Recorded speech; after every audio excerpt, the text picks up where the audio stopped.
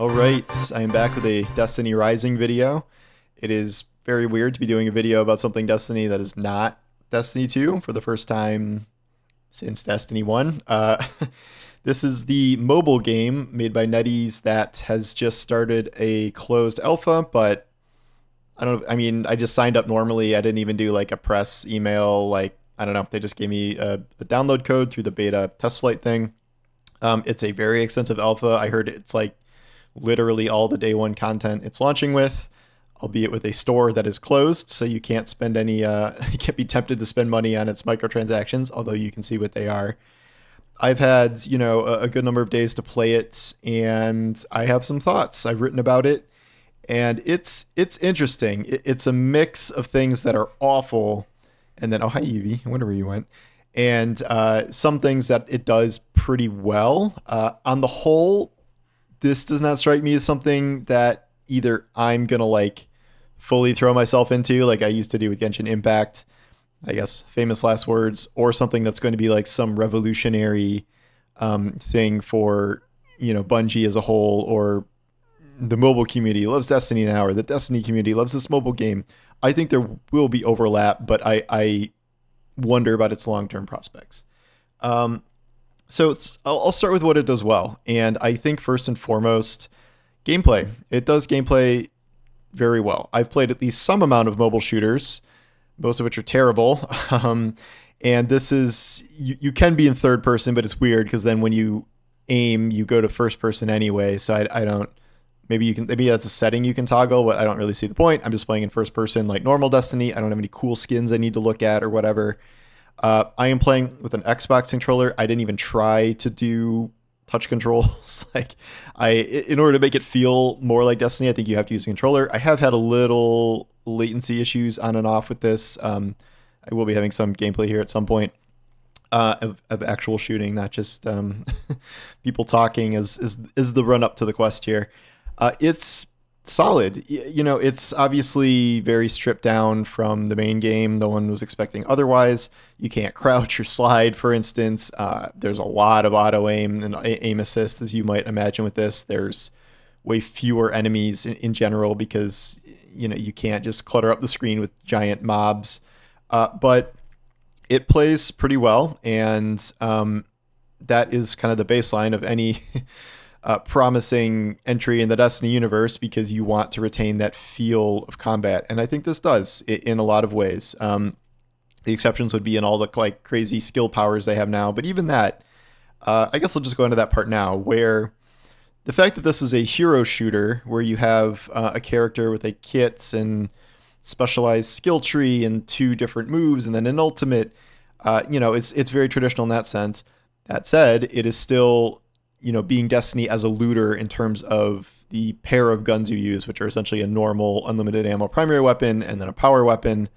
The power weapon, which can also be like a fusion and a sniper like the old days.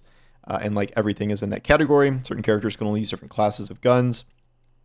I like the idea, and from the characters I played so far, the differences between characters in terms of breaking up the Destiny formula a bit. We've had Titan, Warlock, Hunter for an extremely long time, and obviously you can change between subclasses between them, but I think there is sort of something to the idea that could be fun of, these different specific characters you can play, whether they're like, Destiny Legends or like new people they invent, like Goth Warlock Girl. I'm not opposed to that. I don't think that is antithetical to what Destiny can be, even though especially because you're still looting and you're still on a power chase and upgrading things and stuff like that. The problem, of course, is that this is a gacha game. I'll get into that later, but I'm still doing positive stuff. I think the one last thing I want to touch on here is I've been enjoying some of the different mission types they have, or activity types. It's not just the way they made it sound. I mean, maybe they didn't explain this very well, but like it has story campaign missions, it has strikes, it has some sort of 6-player activity that I haven't done yet. And it's like, okay, well, that sounds pretty bare bones. There's actually a lot more activities in there. There's one that's kind of a roguelike thing with Xur, where you go through rounds of enemies, and then through each round you pick like an upgrade card that gives you special powers or does things to enemies in a way that feels, very roguelike, or like Hades or whatever. You're upgrading between, rounds or runs or things like that. And then if you die, you start over. If you run out of revives, you can just keep going and going. It's a cool activity. It's actually one I'd like to see in Destiny itself. The one I'm playing here is some sort of Gambit-ish thing that's like PvE, and like, there's been requests for PvE Gambit before. The strikes are, I think the strikes are probably the weakest part. They're pretty bare bones. And because of the lack of enemies, it's like, it's very enemy light, and they're sort of just, story missions they turn into strikes. 6-man activity, I don't know. It's really weird because like they can do some things that Destiny can't do, like have an NPC run through a mission with you and like shoot things. Not that they're amazing, but that's more than Destiny usually does. There was a whole mission where there's like a chase sequence where you're shooting off the back of a sparrow at a shank that's chasing you, like it's Call of Duty, and like it wasn't the most complex gameplay in the world, but it was so interesting and weird to see something like that in a Destiny game. The bad. Some of the worst writing and voice acting I've ever seen. And like, I know some of the voice work is AI placeholders. Everyone's very mad they're using AI. It barely even sounds like AI. They said it's AI, but it's like literally speaking into like a speak and spell. That's how bad the AI voices are. But the regular voices on the whole are not much better. Like, they combined with the writing here just does not remotely feel like the Destiny universe. And people are like, haha, like it's accurate to Destiny 2 with Bungie's bad writing. I'm like, I get your joke, but like, no way. This is not even the same league. It's like a child's scribble compared to the Mona Lisa, with like how different the writing and the overall storyline here is still just kind of nonsense. Like in one plot line, we like discover the hive, I think, for the first time, and then we just sort of forget about that, and I don't quite understand what we're trying to do. We keep trying to protect this Jingashi station. It's cool to go to new areas, but this just seems like Europa. It's just like an ice zone. I haven't seen anything, I really have not seen anything interesting in the story, and so that compounded with the bad writing and the bad voice work. Like right away when you log in, you see Scory, and she's like, "Yo!" And then at one point, my wolf character says to Ikora, "Friend in need is a friend indeed." Maybe some of this is translation stuff, but like overall, like this game makes me sad because I wish there could be like a truly legitimate mobile game, like made more significantly like from Bungie, because I think this shows that it's possible to make a good, interesting game here. If they had a better storyline, if they had better writing, if there was, a little more polish and a little better art direction and things like that, like I think the potential is there. But, like what this is not great. And then of course, I have to get to the whole it's a mobile game. And the main problem here is that what is kind of a promising game is like buried under a mountain of mobile slop. Like it is the most stereotypical gacha monetization system of all time. They have 4 and 5 star characters. They have limited time pulls. They have quote earned currency, but like the 1% drop rate on mythic characters means, I got 1, but they're giving you like the other thing gacha games do is they give you a ton of currency up front. You're like, oh, I can grind this game. I can buy all the things. No, you can't. They're gonna severely limit that as time goes on. And so, you want to, it's not just that you want to pull a 1% character. You need to dupe them 6 times to unlock their full skill tree. And, this is the part of the game that just costs a shit ton of money if you really get into the gacha phase of it.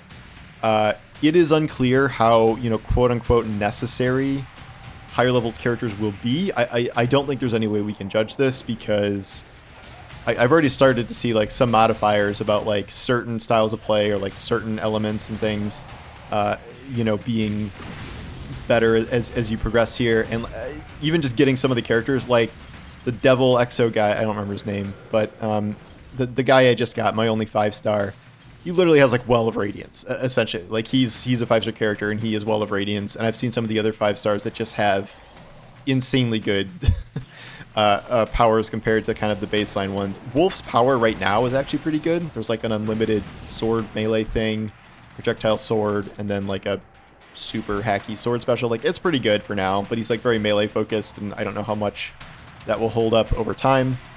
And then that's just, the tip of the iceberg. There's oh, subscription and get your login bonuses. Oh, and the battle pass and like, just endless amounts of these things and so many currencies. So many currencies. Like I just finished this new mission type and got a bunch of elemental orb things I've never seen before, and this is on top of like 50 other currencies the game has. I do understand that Destiny has a lot of currencies too, but this seems even more complex than that. And Destiny has stripped down a certain amount at this point. So this just seems like overkill. Over time, you play enough of this, you'll probably get used to the currencies, but the mechanisms of farming and like how many of these are sold as this in the store or given away just to sort of ease that pain is significant. This is, this is not a game that's pretending not to be, I don't want to say pay to win, because pay to win in like a PvE game is such a nebulous term, but like pay for power. You can easily buy a ton of power in this game, as you can with most gacha games.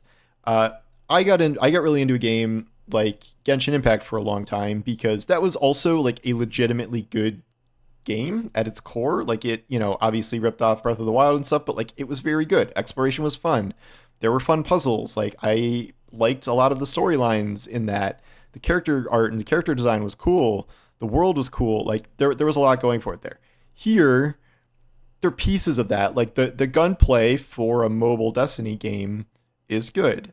I, have enjoyed some of my experience here, but longer term, I don't really get like who this is for, or like how, like why you would choose to play this, over Destiny 2 when Destiny 2 has new content. And I get that everyone's sick of episodes and seasonal model and it's on decline, but like this is a much more rudimentary version of Destiny 2, and like there's some novelty because it's like all brand new, and there will be a certain overlap between some gacha players or gacha curious players and normal Destiny players, but like I don't think that's a huge margin. And then looking at the other side of this, I was told this game is very much made for Asia. Like that is the main target market here. Will it succeed? I don't know. Diablo Immortal did really well in the end. That makes good amount of money for Blizzard, even though it was mocked and whatever at the beginning. And that was made by NetEase. That said, we've seen a lot of AAA games trying to do conversions into the mobile space and failing. Like even Call of Duty Warzone couldn't craft a version of that was good on mobile, and I think it already shut down. Here, I do wonder how much a gacha game without being the whole like waifu husbando thing, like the super anime attractive characters, will work. I know we have our goth warlock, but like on the whole, this does not seem, like it's going down that path. And like obviously I understand why, because that's like generally not Destiny's thing. But I do think that is a big reason for a lot of drawing in gacha, not just like playing with new characters for their power. And, are gacha players interested in either the world of Destiny or Destiny as an FPS in general, if they have not been interested in 10 years? Maybe. I don't know. There was a reader who said his buddy, really is into mobile games. Would you recommend it? I'm like, I don't know. Yeah, maybe. And he's like, well, his favorite game right now is Diablo Immortal, and he's never played a Diablo game. I'm like, well, there you go. That's the target audience, I guess. I don't know how many people are like that, but go nuts. I will have more thoughts on this. I think this runs for a month, a couple weeks. I don't know. It seems to be a long time. I am going to keep going until I guess I hit the end of whatever this is. I don't even know how many chapters there are, but this is a very, very extensive alpha. And I get that it's a closed alpha and things can improve in time. And like, I know they're going to replace AI voice work, but like, I'm not expecting like insane transformations here. And I'm also not like going to go crazy on it, because if I am going to play this, in any meaningful capacity when it launches, all your stuff's getting wiped. So, how crazily would I even like try to grind this? I'm kind of just moving through the story and upgrading what I have to and things like that. Cause, I'm not a streamer. I don't need to play this for 8 hours in a row on stream or something. The fact that people are doing that just says something, I guess. But I also wonder how much of that is like, there's nothing in real Destiny happening. So here we are. So those are my thoughts. I'm sure some of you are in the alpha too, and I'm certainly curious to hear your thoughts about it and what you think. Gameplay, the gacha model, story, whatever. Let me know in the comments and we can talk about it more. Thanks for watching, and I'll talk to you soon. Take care.